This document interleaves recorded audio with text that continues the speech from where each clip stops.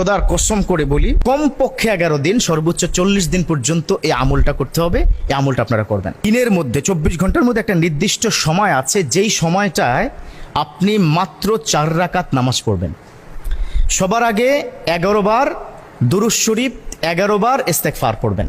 দুরূদ শরীফ পড়বেন আল্লাহুম্মা সাল্লি আলা মুহাম্মদ ওয়া আলা আলি মুহাম্মদ কামা সাল্লাইতা আলা ইব্রাহিম ওয়া আলা আলি ইব্রাহিম ইন্নাকা হামিদুম মাজিদ।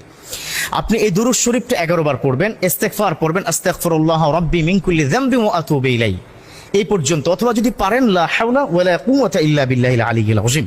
আচ্ছা, আমি আজকের এটা কেন বলছি, আমার খুব কাছের একজন মানুষ বললেন যে হুজুর একটু একটা আমলের একটু বয়ান যদি আপনি করতেন, যে আমলটায় আমার দোয়া কবুল হবে।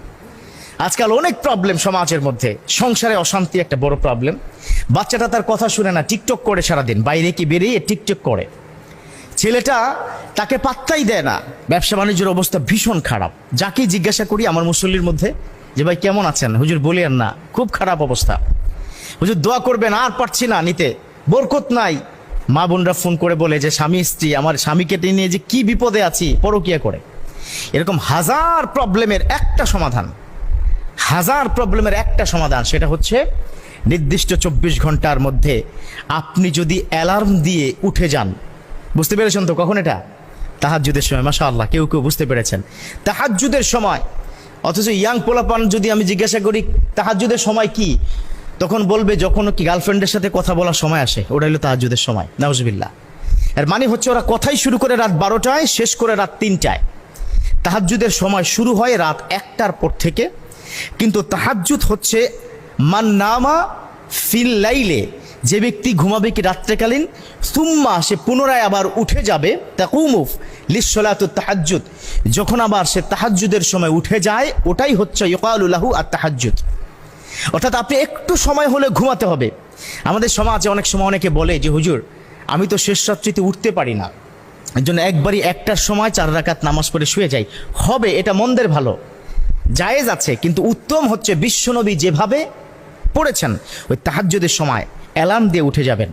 উঠে সুন্দর করে উজু করে আপনি জায়নামাজ বিছিয়ে শুরুতে 11 বার ইস্তেগফার, তারপরে 11 বার কি পড়বেন, দুরূদ শরীফ পড়ে 4 রাকাত বিশিষ্ট 2 রাকাত করে নামাজের 4টি সেজদা, 2 রাকাতে 4টি সেজদা, 2 রাকাতে 4টি সেজদা, এই 8টি সেজদার মধ্যে যে দোয়া করবেন, লা ইয়ারুদ্দুদ দুআ ফি তাহাজ্জুদি ফিস সালাহ রব্বে কারীম, তাহাজ্জুদের নামাজে ফিস সুজুদ।